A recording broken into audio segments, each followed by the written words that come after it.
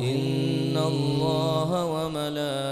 وملائكته يصلون على النبي يا أيها الذين آمنوا صلوا عليه وسلموا تسليما اللهم صل وسلم وبارك السلام عليك زين الأنبياء السلام عليك السلام عليك زين الأنبياء السلام عليك السلام عليك أتقلت كيائي السلام عليك السلام عليك زين الأنبياء السلام عليك السلام عليك صفى الأصفياء السلام عليك السلام عليك زين الأنبياء السلام عليك السلام عليك صفى الأصفياء السلام عليك السلام عليك زين الأنبياء السلام عليك السلام عليك من رب السماء السلام عليك السلام عليك زين الأنبياء السلام عليك عليك زين الأنبياء السلام عليك أتقى الأتقياء السلام عليك زين الأنبياء السلام عليك أتقى الأتقياء السلام عليك دائم بلا انقضاء السلام عليك أحمد يا حبيبي السلام عليك أحمد يا حبيبي السلام عليك طه يا طبيبي السلام عليك زين الأنبياء السلام عليك السلام عليك السلام عليك زين الأنبياء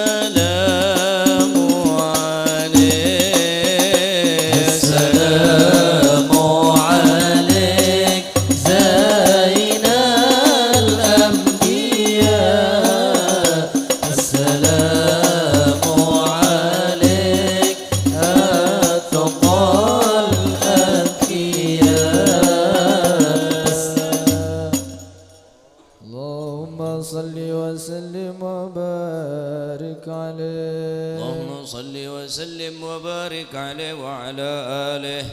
بسم الله الرحمن الرحيم. الحمد لله القوي سلطانه، الواضح برهانه، المبسوط في الوجود كرمه وإحسانه، صلى الله تعالى مجده وعظم شانه. خلق الخلق لحكمة وطوى عليها علمه، وبسط لهم من فيض المنة ما جرت به في أقداره القسمة. صلى الله عليه ورسل إليهم أشرف خلقه وجل عبيده رحمة. تعلقت إرادة الأزلية بخلق هذا العبد المحبوب، فانتشرت آثار شرفه في عوالم الشهادة والغيوب. صلى الله عليه فما جل هذا المن الذي تكرم به المنان، وما أعظم هذا الفضل الذي برز من حضرة الإحسان. صورة كاملة ظهرت في هيكل محمود صلى الله عليه وتأطرت بوجودها كناف الوجود، وطرزت برد العوالم بطراز التكريم. اللهم صل وسلم أشرف الصلاة والتسليم على سيدنا ونبينا محمد الرؤوف الرحيم. اللهم صل وسلم وبارك عليه. صل وسلم وبارك عليه وعلى آله. تجلى الحق في عالم قدسه الواسع تجليا قضى بانتشار فضله في القريب والشاسع. صلى الله عليه فله الحمد الذي لا تنحصر أفراده بتعداد، ولا يمل تكراره بكثرة ترداد، حيث أبرز من عالم الإمكان صورة هذا الإنسان صلى الله عليه ليتشرف بوجود الثقلان وتنتشر أسراره في الأكوان. فما من سر اتصل به قلب منيب إلا من سوابغ فضل الله على هذا الحبيب صلى الله يا عليه لقلب سروره قد توالى بحبيب عمن لنا من ولا. جل من شرف الوجود بنور غمر الكون بهجة وجمالا، وترقى في الحسن على مقام وتناهى في مجده وتعالى. نهضت العيون فيما اجتلته بشرا كاملا يزيه الضلال، وهو من فوق علم ما قدرت رفعة في شؤونه وكمالا. فسبحان الذي أبرز من حضرة الامتنان ما يعجز عن وصفه اللسان، ويحار في تعقل معانيه الجنان. صلى الله انتشر عليه منه في عالم البطون والظهور ما ملأ الوجود الخلقي نور. فتبارك الله من إله كريم بشرتنا آياته في الذكر الحكيم ببشارة. لقد جاءكم رسول من أنفسكم عزيز عليه ما عنتم حريص عليكم بالمؤمنين رؤوف رحيم. يا رحيم فمن فاجأته هذه البشارة وتلقاها بقلب سليم فقد هدي إلى صراط مستقيم. اللهم صل وسلم أشرف الصلاة والتسليم على سيدنا ونبينا محمد الرؤوف الرحيم. اللهم صل وسلم وبارك عليه وعلى آله. وأشهد أن لا إله إلا الله وحده لا شريك له شهادة تعرب بها اللسان عما تضمنه الجنان من التصديق بها والإذعان. صلى الله عليه تثبت بها في الصدور من من الإيمان قواعده وتلوه على أهل اليقين من سر ذلك الإذعان والتصديق شواهده وأشهد أن سيدنا محمدا العبد الصادق في قوله وفعله والمبلغ عن الله ما أمره بتبليغه لخلقه من فرضه ونفله عبد أرسله الله للعالمين بشيرا ونذيرا صلى الله عليه فبلغ الرسالة وأدى الأمانة وهدى الله به من الأمة بشرا كثيرا وكان في ظلمة الجهل المستبصرين سراجا وقمرا منيرا صلى الله عليه وما من منة تكرم الله بها على البشر وما أوسعها من نعمة انتشر سرها في البحر والبر اللهم صل وسلم بأجل الصلوات وجمعها وازكى التحية وأوسعها على هذا العبد الذي وفى بحق العبودية صلى الله عليه وبرز فيها في خلعة الكمال وقام بحق الربوبية في مواطن الخدمة لله وأقبل عليه غاية الإقبال صلى الله عليه صلاة يتصل بها روح المصلي عليه به وينبسط في قلبه نور سر تعلقه به وحبه ويكتب بها في عناية الله في حسبه وعلى آله وصحبه الذين ارتقوا صهوة المجد بقربه صلى الله عليه وتفيأوا ظلال أشرف الأصل بوده وحبه ما أطر الأكوان بنشر ذكراهم نسيم اللهم صل وسلم أشرف الصلاة والتسليم على سيدنا ونبينا محمد الرؤوف الرحيم اللهم صل وسلم وبارك عليه اللهم صل وسلم وبارك عليه أما بعد فلما تعلقت إرادة الله في العلم القديم بظهور أسرار التخصيص للبشر الكريم بالتقديم والتكريم صلى الله عليه نفذت القدرة الباهرة بالنعمة الواسعة والمنة الغامرة فانفرقت بيضة التصوير في العالم المطلق الكبير عن جمال مشهود بالعين حاول لوصف الكمال المطلق والحسن التام والزين صلى الله عليه فتنقل ذلك الجمال الميمون في الأصلاب الكريمة والبطون صلى الله عليه فما من صلب ضمه إلا وتمت عليه من الله النعمة صلى الله عليه فهو القمر التام الذي يتنقل في بروجه ليتشرف به موطن استقراره وموضع خروجه وقد قدت الأقدار الأزلية بما قدت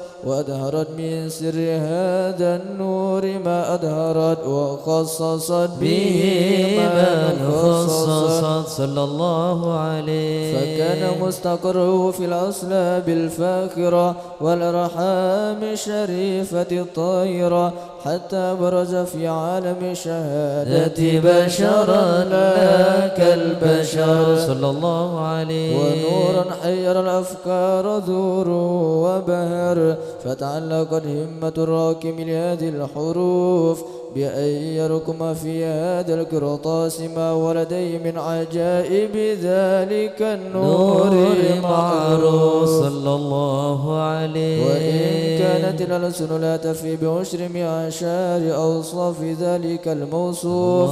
تشويقا للسامعين من خواص المؤمنين وترويحا للمتعلقين بهذا النور المبين صلى الله عليه وإلا فأنا تعرب الأكلام عن شؤون خير الأنام ولكن أزني إلى تدوين ما حفظت من شر أشرف المخلوقين وما أكرم الله به في مولدي من الفضل الذي عم العالمين صلى الله عليه. وبكيت رايته في الكون منشورة على مر الأيام والشهور والسنين باعثا لك بهذه الحضرة الكريمة ولعج تشوك إلى سماء أوصافها العظيمة ولعل الله ينفع به المتكلم والسامع فيدخلان في شفاعة هذا النبي الشافع ويتروحان بروح ذلك النعيم. اللهم صل وسلم أشرف الصلاة والتسليم على سيدنا ونبينا محمد الرؤوف الرحيم. اللهم صل وسلم وبارك عليه. يا حبيبنا علي شايل الله شايل الله يا إمام ابني الإمام شايل الله شايل الله يا حبيبنا علي شايل الله شايل الله يا إمام ابني الإمام شايل الله شايل الله وقد حضرنا مجمع القوم الكرام قوم الكرام بلغنا ما طلبنا من مطالب والمرام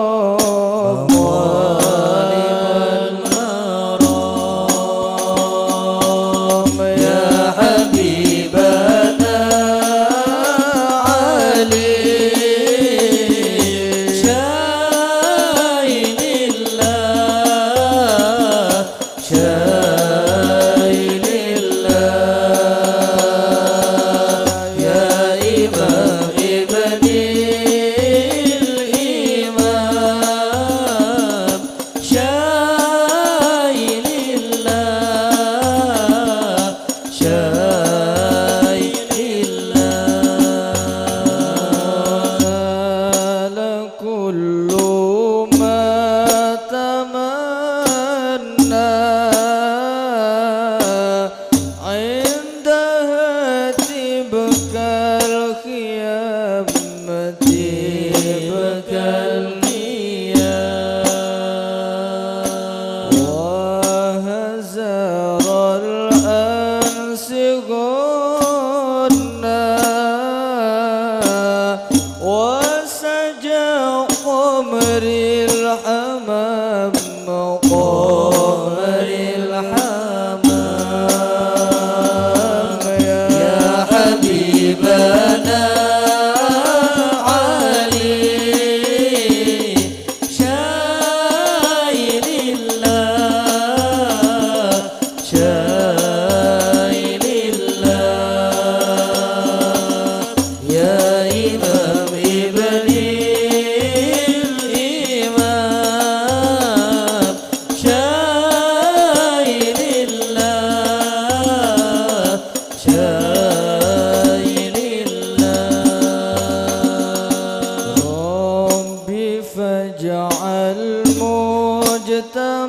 اجتمعنا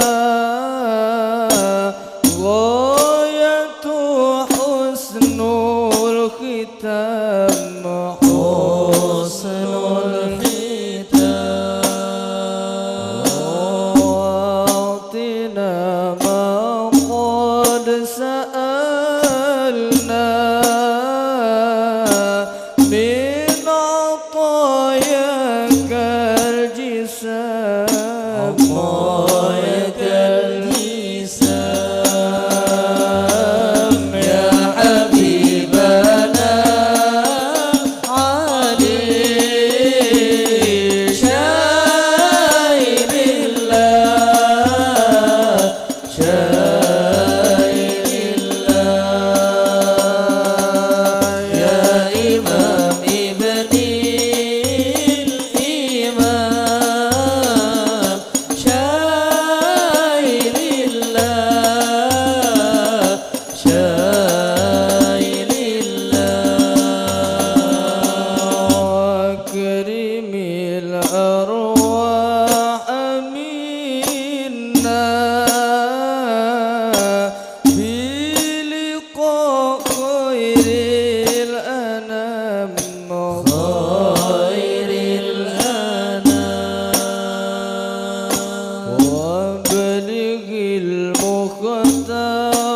عنا من صلاة وسلام صلاة وسلام يا حبيبنا علي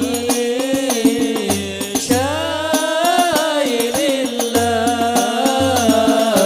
شايب الله يا إمام ابني الإمام شايب الله شايب الله ترم يا تريم يا ترم يا تريم شايل الله شايل الله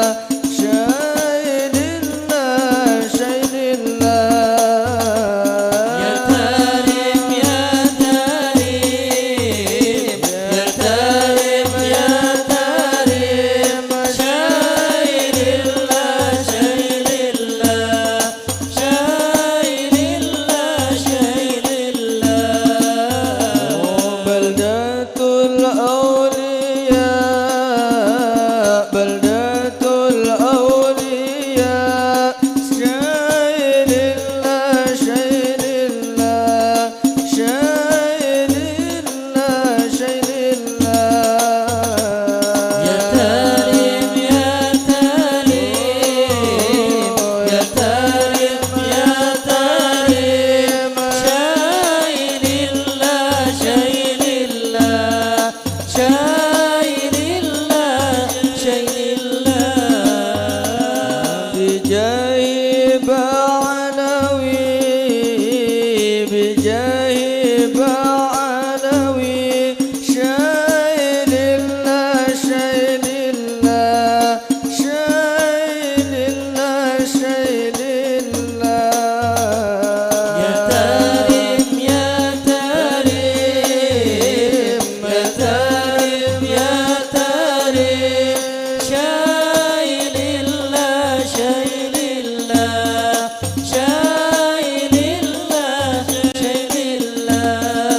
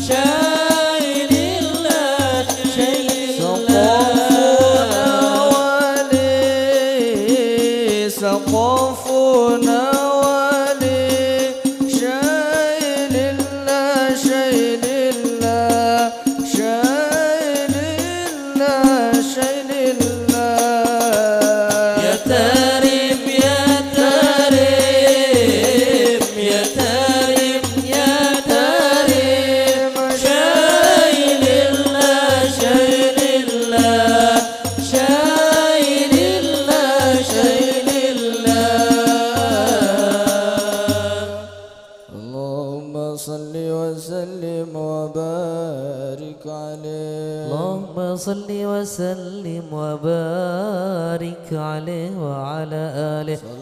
وقد آن للقلم أن يخط ما حركته فيه الأنامل مما استفاده الفهم من صفات هذا العبد المحبوب الكامل صلى الله عليه وشمائله التي أحسن الشمائل. وهنا حسن نثبت ما بلغ إلينا في شأن هذا الحبيب من أخبار وآثار يتشرف بكتابة القلب والقرطاس وتتنزه في حدائق الأسماء والأبصار. وقد بلغنا في الأحاديث المشهورة أن أول شيء خلقه الله والنور المودع في هذه الصورة صلى الله عليه. فنور هذا الحبيب أول مخلوق برز في العالم ومنه تفرع الوجود خلقا بعد خلق فيما حدث وما تقادم صلى الله عليه. وقد أخرج عبد الرزاق بسند عن جابر بن عبد الله الأنصاري رضي الله عنهما قال قلت يا رسول الله بأبي وأمي أخبرني عن أول شيء خلقه الله قبل الأشياء. قال يا جابر إن الله خلق قبل الأشياء نور نبيك محمد صلى الله عليه وسلم من نوره. وقد ورد من حديث أبي هريرة رضي الله عنه أنه قال رسول الله صلى الله عليه وسلم كنت أول النبيين في الخلق وآخرهم في البعث صلى الله عليه. وقد تعددت الروايات بأنه أول الخلق وجودا وأشرفهم مولودا. ولما كانت السعادة الأبدية لها ملاحظة خفية اختصت من شاءت من البرية بكمال الخصوصية صلى الله عليه. فاستودعت هذا النور المبين أصلاب وبطون من شرفته من العالمين فتنقل هذا النور من صلب آدم ونوح وإبراهيم حتى أوصلت يد العلم القديم إلى من خصصته بالتكريم أبيه الكريم عبد الله بن عبد المطلب ذي القدر العظيم وأمي التي في المخاوف آمنة السيدة الكريمة آمنة فتلقاه صلب عبد الله فألقاه إلى بطنها صلى الله عليه. فضمت وحشاها بمعونة الله محافظة على حق هذه الدرة وصونها فحملت برعاية الله كما ورد عنها حملا خفيفا لا تجد له ثقلا ولا تشكو منه ألما ولا عللا حتى مر الشهر بعد الشهر من حمله وقرب وقت بروز إلى عالم الشهادة لتنبسط على أهل هذا العالم فيوضات فضله وتنتشر فيه آثار مجده الصميم. اللهم صل وسلم أشرف الصلاة والتسليم على سيدنا ونبينا محمد الرؤوف الرحيم. اللهم صل وسلم وبارك عليه. اللهم صل وسلم وبارك عليه. ومنذ علقت بهذه الدرة المكنونة والجوهرة المسونة والكون كله يصبي ويمسي في سرور وابتهاج بقرب ظهور إشراك هذا السراج والعيون متشوفة إلى بروزه متشوقة إلى التقاط جواهر كنوزه وكل دابة لقريش نطقت بفصيح العبارة معلة بكمال البشارة وما من حامل حملت في ذلك العام إلا أتت في حملها بغلام من بركات وسعادة هذا الإمام ولم تزل السماوات متضمحة بذر الفرح بملاقاة أشرف البريات صلى الله وبروزه من عالم عليه الخفاء إلى عالم الظهور بعد تنكله في البطون والدور. صلى الله عليه فأذن الله في الوجود بهجة التكريم وبسط في العالم الكبير مائدة التشريف والتعظيم ببروز هذا البشر الكريم. اللهم صل وسلم أشرف الصلاة والتسليم على سيدنا ونبينا محمد الرؤوف الرحيم. اللهم صل وسلم وبارك صلوات الله تغشى شرف الرسل الطيب وتعم لنا جمعا بنور الكواكب أبدا نور الكواكب صلوات الله تغشى أشرف الرسل الطيب وتعم ألا جمعا فبدا نور الكواكب فبدا نور الكواكب أقبل السعد علينا والهنا من كل جانب فلنا البشرى بسعد جانا من خير واهب جانا من خير واهب صلوات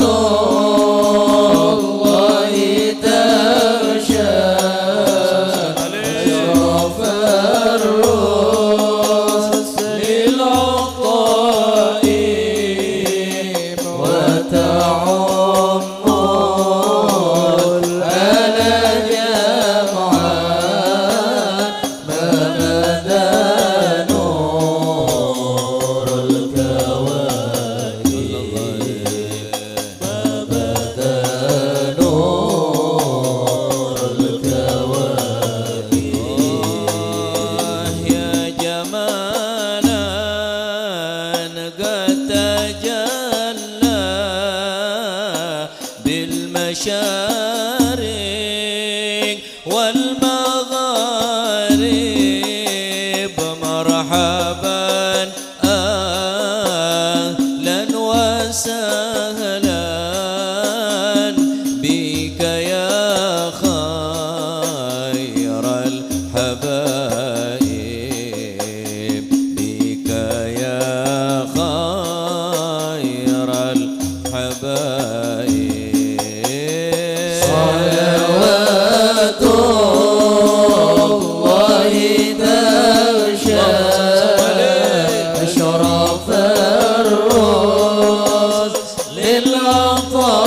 الطيب وتعم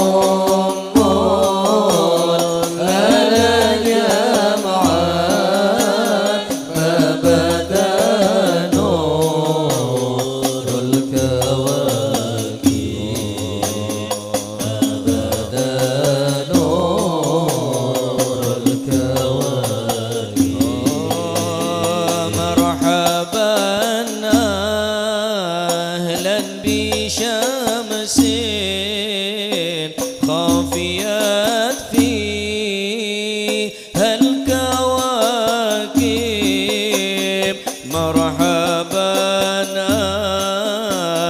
أهلا بشمس قد محت كل الغياهب قد محت كل الغياهب صلوات الله تغشى أشرف الرسل العطايب وتعم الجمعات ما بدا نور الكواكب ما بدا نور الكواكب يا شريف الأصل نذنا بك في كل النوائب أنت ملجأ كل عاص أنت مأوى كل تائب صلوات الله تغشى أشرف الرسل العطايب وتعم الجمعات ما بدا نور الكواكب جئت من أصل الناصين حل في أعلى الذوائب من قصي ولؤي بذخ المجد بن غالب صلوات الله تغشى أشرف الرسل العطايب وتعم الجمعات ما بدا نور الكواكب لا برحنا في سرور بك يا عالي المناقب فلكم يوم وجودك ظهرت فينا عجائب صلوات الله تغشى أشرف الرسل العطايب وتعم الجمعات ما بدا نور الكواكب وله شكر على ما قد حبانا من مواهب يا كريما يا رحيما جد وعجل بالمطالب الله تغشى شرف الرسل العطايب وتعم الجمعات ما بدا نور الكواكب من توجه نحو بابك ما رجع من ذاك خائب واغفر ذنب عبد قد أتى نحوك تائب آمين يا رب الله تغشى شرف الرسل العطايب وتعم الجمعات ما بدا نور الكواكب من توجه نحو بابك ما رجع من